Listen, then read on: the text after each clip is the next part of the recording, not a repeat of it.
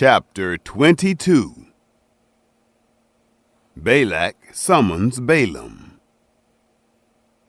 The children of Israel traveled and encamped in the plains of Moab, beyond the Jordan at Jericho.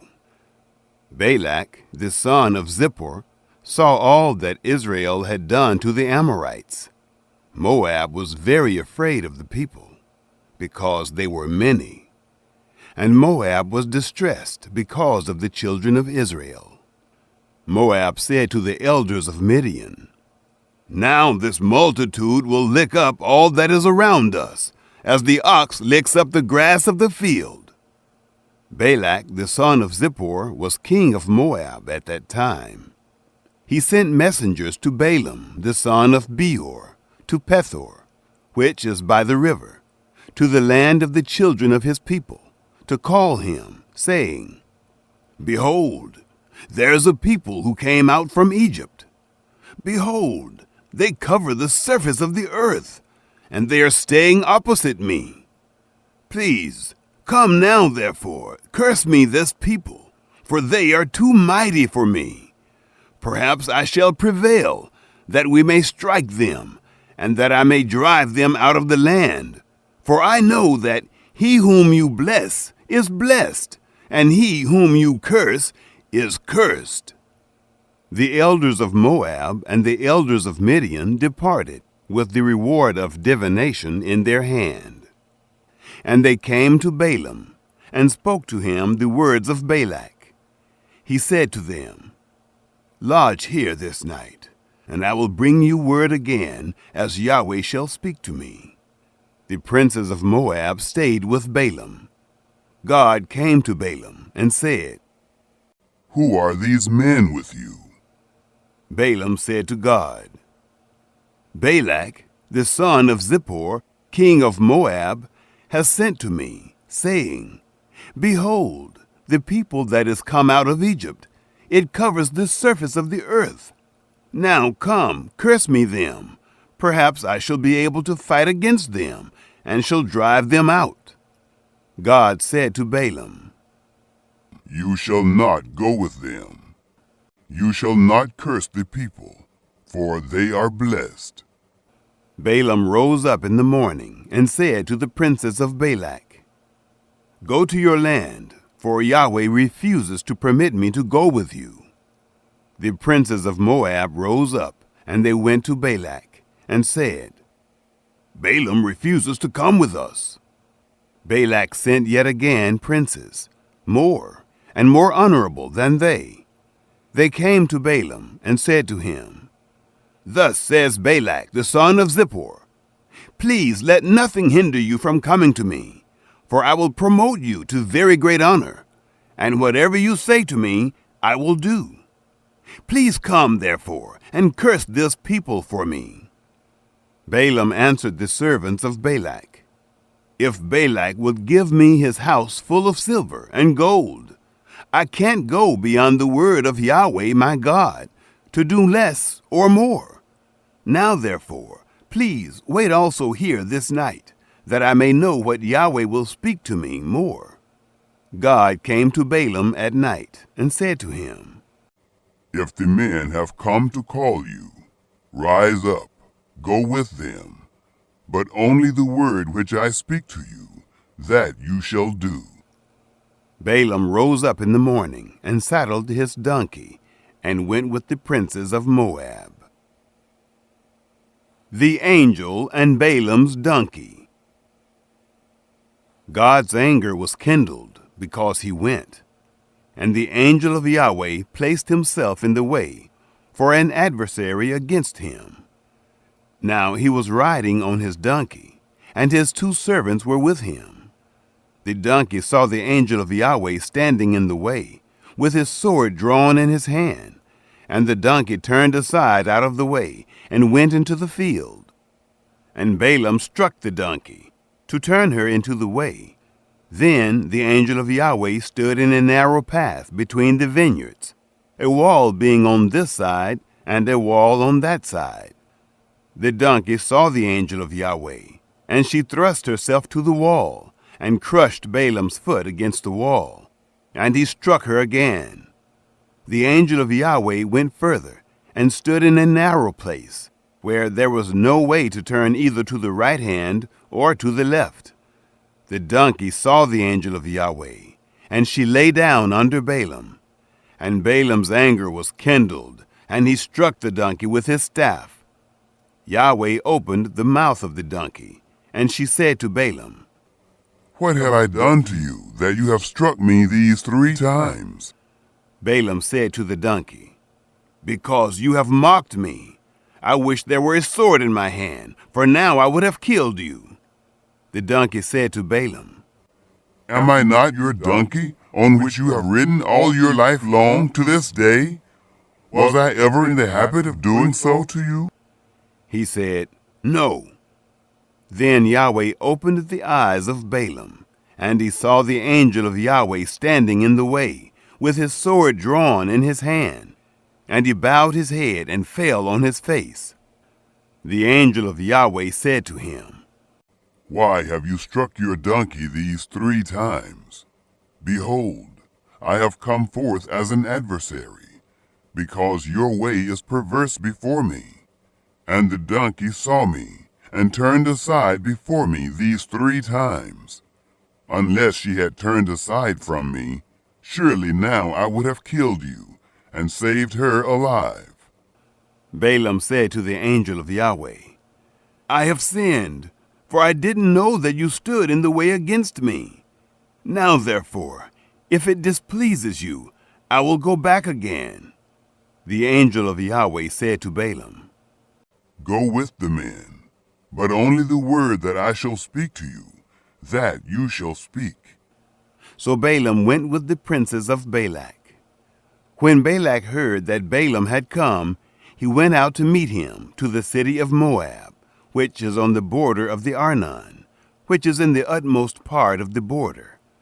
Balak said to Balaam, "Didn't I earnestly send to you to call you?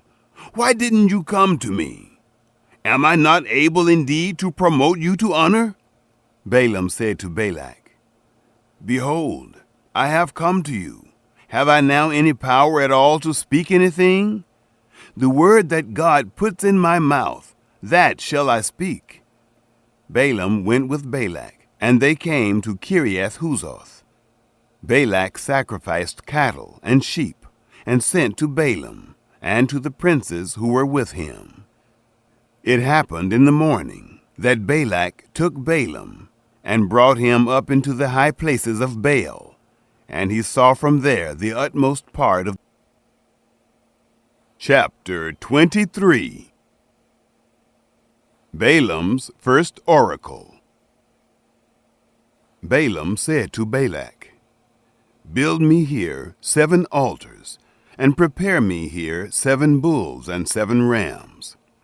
Balak did as Balaam had spoken, and Balak and Balaam offered on every altar a bull and a ram. Balaam said to Balak, "Stand by your burnt offering, and I will go. Perhaps Yahweh will come to meet me, and whatever he shows me, I will tell you." He went to a bare height. God met Balaam, and he said to him, "I have prepared the 7 altars, and I have offered up a bull and a ram on every altar." Yahweh put a word in Balaam's mouth, and said, "Return to Balak, and thus you shall speak." He returned to him, and behold, he was standing by his burnt offering, he and all the princes of Moab.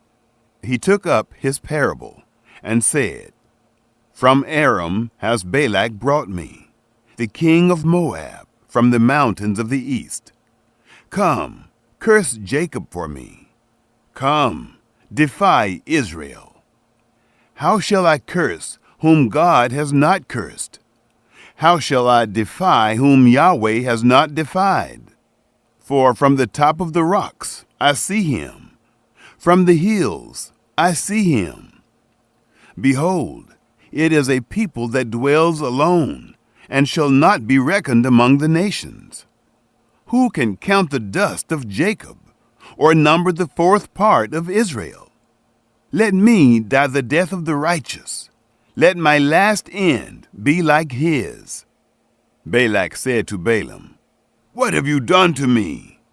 I took you to curse my enemies, and behold, you have blessed them altogether." He answered and said, "Must I not take heed to speak that which Yahweh puts in my mouth?" Balaam's second oracle. Balak said to him, "Please, come with me to another place, where you may see them. You shall see but the utmost part of them, and shall not see them all, and curse me them from there." He took him into the field of Zophim, to the top of Pisgah, and built 7 altars, and offered up a bull and a ram on every altar. He said to Balak, "Stand here by your burnt offering, while I meet Yahweh yonder." Yahweh met Balaam, and put a word in his mouth, and said, "Return to Balak, and say this."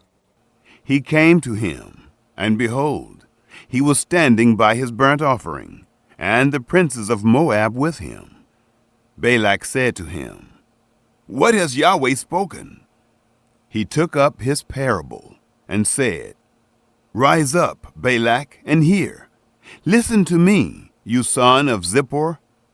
God is not a man that he should lie, nor the son of man that he should repent. Has he said, and will he not do it? Or has he spoken, and will he not make it good? Behold, I have received a command to bless. He has blessed, and I can't reverse it. He has not seen iniquity in Jacob, neither has he seen perverseness in Israel. Yahweh his God is with him.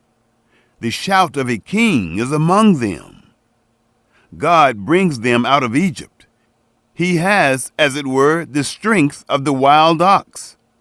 Surely there is no enchantment with Jacob, neither is there any divination with Israel.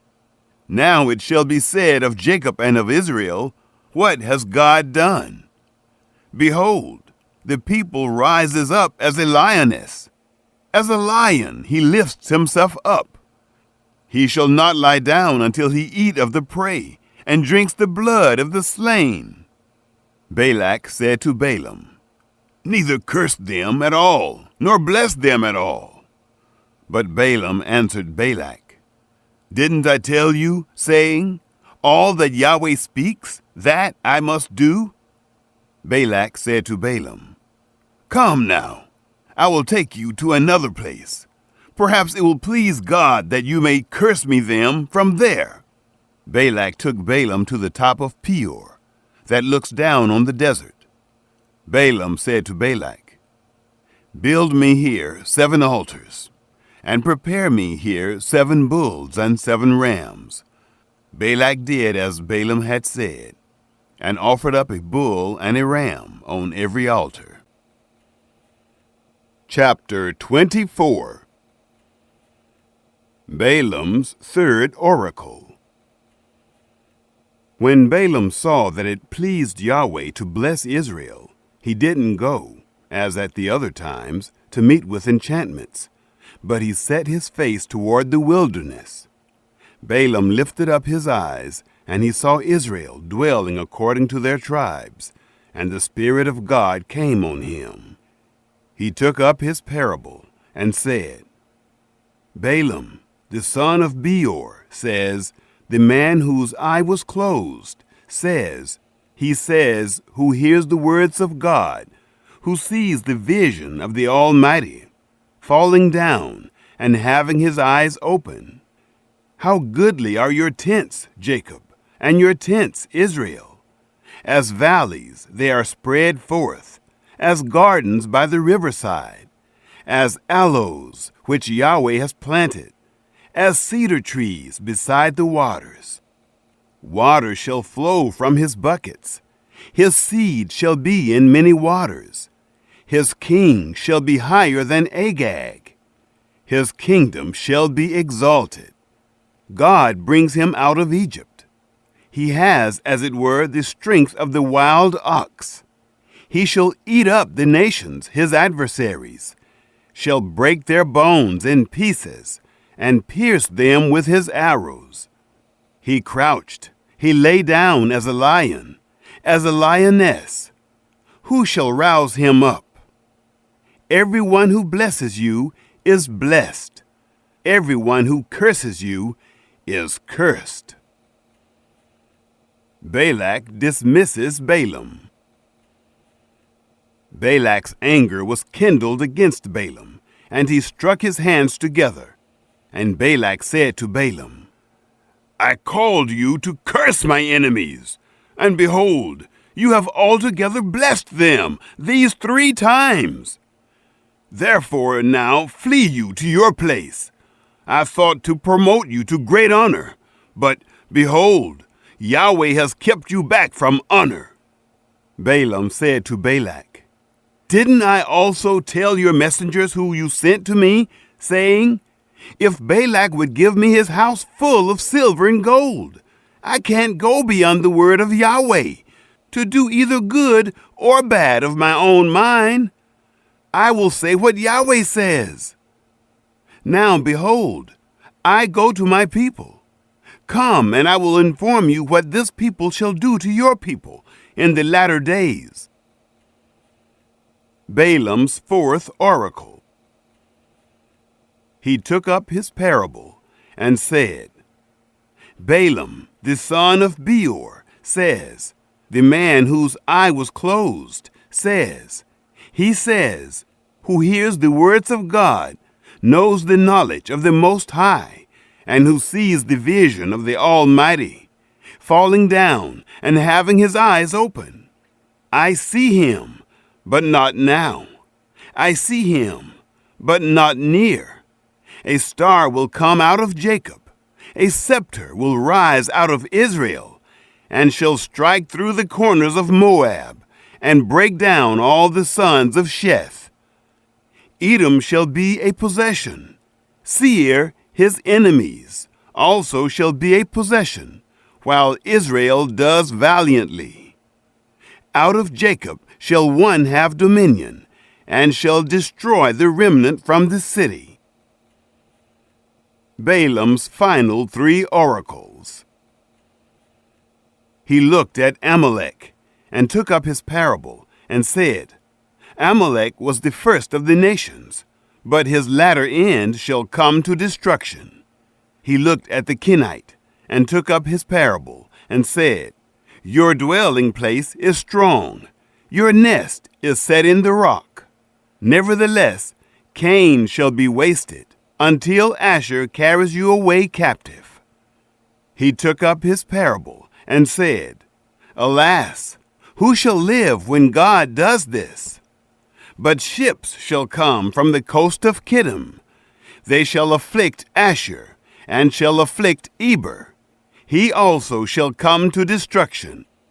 Balaam rose up, and went, and returned to his place, and Balak also went his way.